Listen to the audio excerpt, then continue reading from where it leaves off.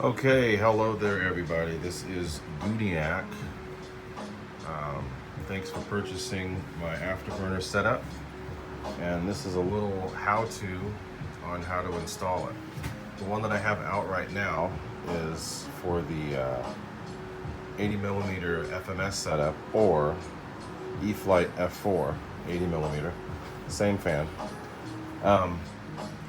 So let me go through the parts so you can see. That's the fan. So let's start with the very first part. This is the adapter for your balance plug.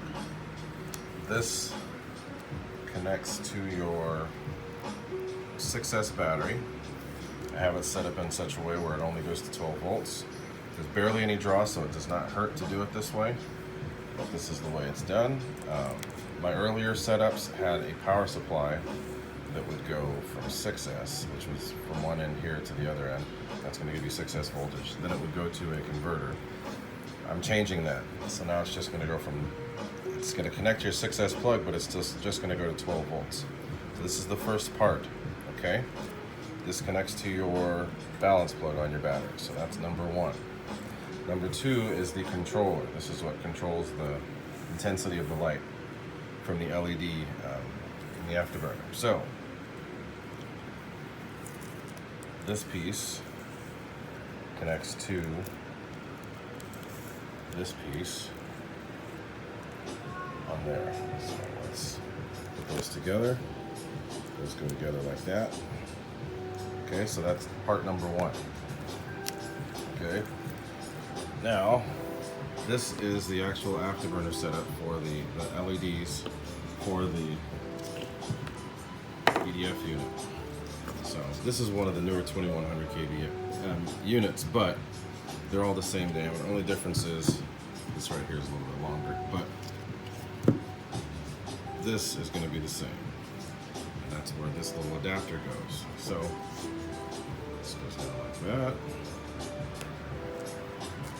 This comes that way. You have to put the phone down for a second. Let's actually set it up like this. Let's see. So this goes, wires go through there, like so. Get them through. And then this fits around the motor. Only goes so far, but you fit it on there. It's already going to be sized to fit right. Now, you look at this. There are these two wires, these two mounting tabs here. I'm not going to get it perfect on this one, but you can do that yourself when you get it. You get this to fit. Get it lined up as best you can so it looks like it's going to stick straight out the rear. Your wires need to be bent up the right way. Now, in here, again, this is just a mock-up. I'm not actually going to do it. What you do is I'll include a zip tie, a black zip tie. That goes around here. You get it as tight as you can. And even when it's tight, you can still move it just a little bit to get the final adjustment correct. And then you take CA and drop it in there on this line. And then the CA also goes around in here like that, okay? It holds it in place and it's pretty much permanent, but if you do decide you want to take it off at a later date, it just takes a little bit of work and it will just pop right off. It does take some time, but it will come off without any real issue, okay? So that's that part. So once you get that on, now this wire, I usually tend to make it a little bit longer than it needs to be just so that you can have a little extra room, but I do include some small zip ties so that you can tie it off if you need to. So again, let me go through that again. So this is the LED. Once you get that on, everything's zip tied on here and glued. You run this wire through the fuselage up to the front of the plane. So then that will come out. Then you get your other components. I'm gonna kind of do it reverse here. I'm gonna have to set that on my stand here so you can see. So this is a, I don't know what they call this, male or female, I don't know. This is this JST end connects to the controller like so. You can tell because this has got a funky little black thing there in between. That connects to that. This is the controller. The battery adapter plugs into that. Okay? That's it.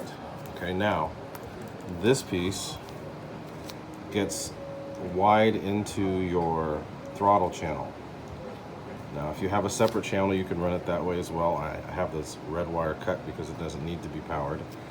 But you can put this on a Y, or you can have it powered separately. You need to let me know before I sell it to you so that I can set it up, because I have something in here to prevent it from doing, to have it so that it'll work with the Y cable easier. But if you don't need that and you can run it separately, let me know, and then I can set it up a different way, and you can program it however you want through your radio. But there is an on-off switch. I could cut this off, but I prefer not to, just in case you guys decide that you want to, have it on sometimes or not. It says on, and then there's off, so you'll know where it is. When I send it to you, I send it on. Also, when I send it to you, I'll have it all wrapped up, but I'll have it connected in the way that it's supposed to go. So I'll have everything assembled as you see here, but I'll have it wrapped like so, so that it's fairly easy to figure out. Now, if you have any questions at all, feel free to message me on Facebook, or you can email me, because if you PayPal me, you have the email. But I respond pretty quickly through Facebook, so you can message me there. This is for the inrunner style. So even though this is for the 80mm, this works the same for the 70mm as well. It's just, the different size, but the way that they work is exactly the same. So there's going to be a zip tie that goes around there and a little bit of glue, and that'll be it. Okay. So I hope that explains. And if you have any questions, just feel free to ask me. Now, this is going to be a video only for buyers. I prefer that you don't share it. Just keep it to yourselves. And if you need any more help, just let me know. Thanks again.